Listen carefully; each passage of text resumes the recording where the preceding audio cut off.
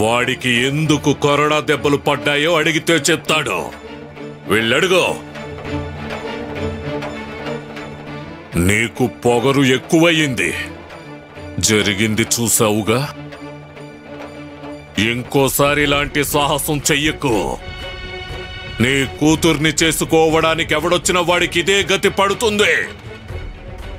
సఖుని చేసుకోవడానికి ఎవడొచ్చినా వాణ్ణే కాదు, వాడి కుటుంబాన్ని అంతం చేస్తాను. ఇక నీ కూతుర్ని చేసుకోవడానికి ఎవ్వడూ రాడు. నీకు నేనే గతి. ఊరికే ఆశలు పెట్టుకోకు. త్వరగా మా పెళ్లికి ఏర్పాట్లు చేస్తే నీకే మంచిది. శివప్ప, నువ్వు అవునన్నా కాదన్నా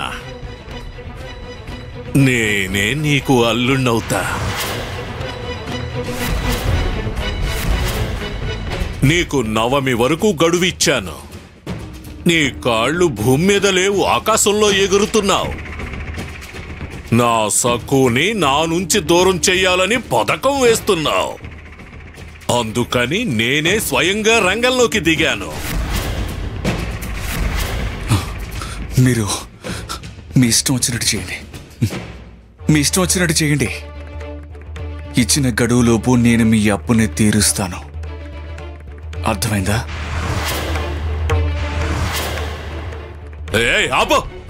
ఆపరా.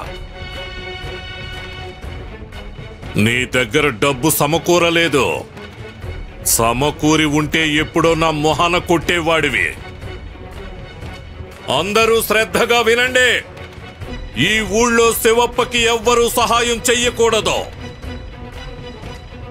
చేస్తే అంతే సంగతులు.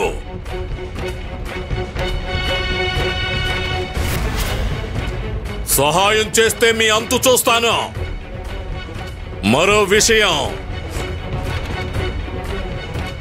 శివప్ప దగ్గర నుంచి పచ్చళ్ళు గాని బొంతలు గాని ఎవరూ కొనకూడదు.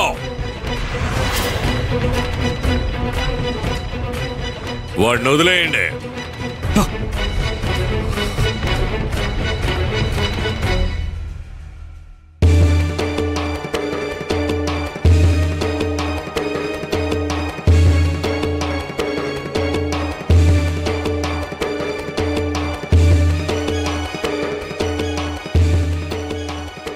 ఏదైనా చెయ్యండి, ఏది కావాలన్నా చేసుకోండి.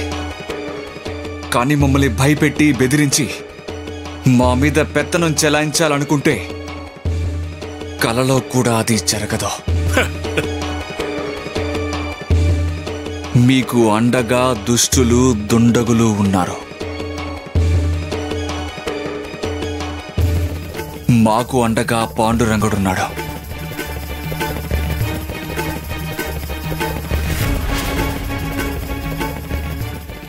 మాకేం జరగాలో పాండురంగడు నిర్ణయిస్తాడు. రాక్షసుడు విజయం సాధించినట్టు చరిత్రలో లేదు.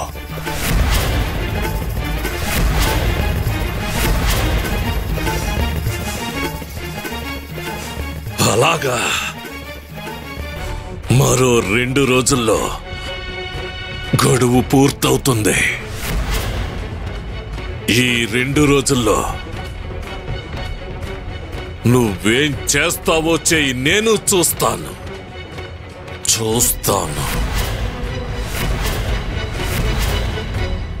దామో! అయ్యగారు, అందరినీ ఓ కంట కనిపెట్టుండవు. శివప్ప దగ్గర ఎవరైనా ఏదైనా కొంటే వాళ్ళని బహిష్కరిస్తాను. నేను వాళ్ళని ఈ ఊళ్ళో ఉండనివ్వను.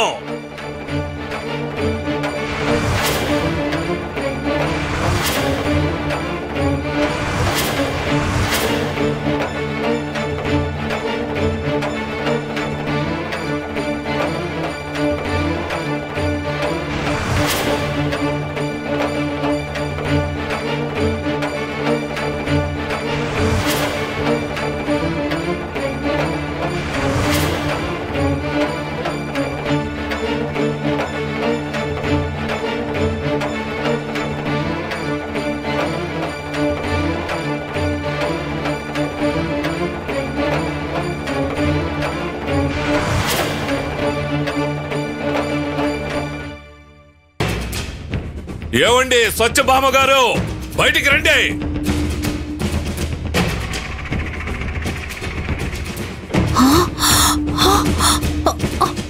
అయ్యో భగవంతుడా, కొరడాతో వచ్చారు.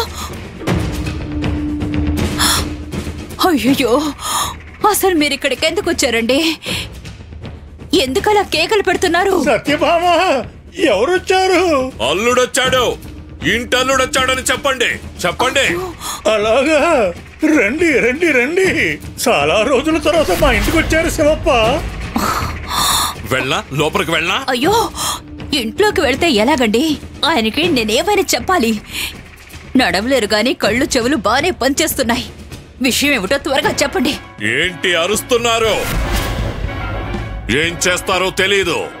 నా కాబోయే భార్య సక్కుని వెంటనే నా ఇంటికి పంపాలి. అయ్యో, నవమి దాదాపు దగ్గర పడింది కదా. ఇప్పటికే పెద్ద పెద్ద గొడవలు జరిగిపోయాయి. వాళ్ళింట్లో వాళ్ళు తనని బయటికి పంపించరు. వాళ్ళు పంపరు కాబట్టే మీ దగ్గరకు వచ్చాను.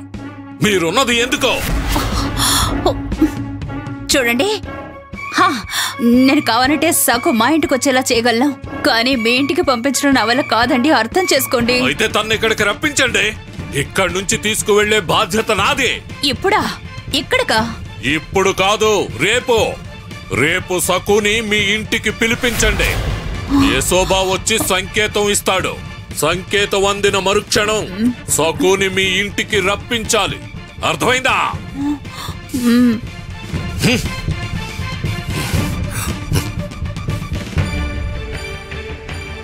సక్కు కథ ముగిసిపోయినట్టే.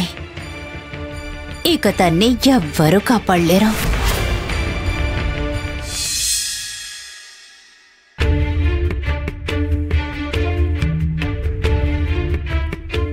ఆ అయ్యగారిని పీక పిసికి చంపేయాలనిపిస్తోంది. శివప్ప, లేకపోతే ఏంటమ్మా, మనమంటే ఆయనకి ఎందుకింత చురకనా?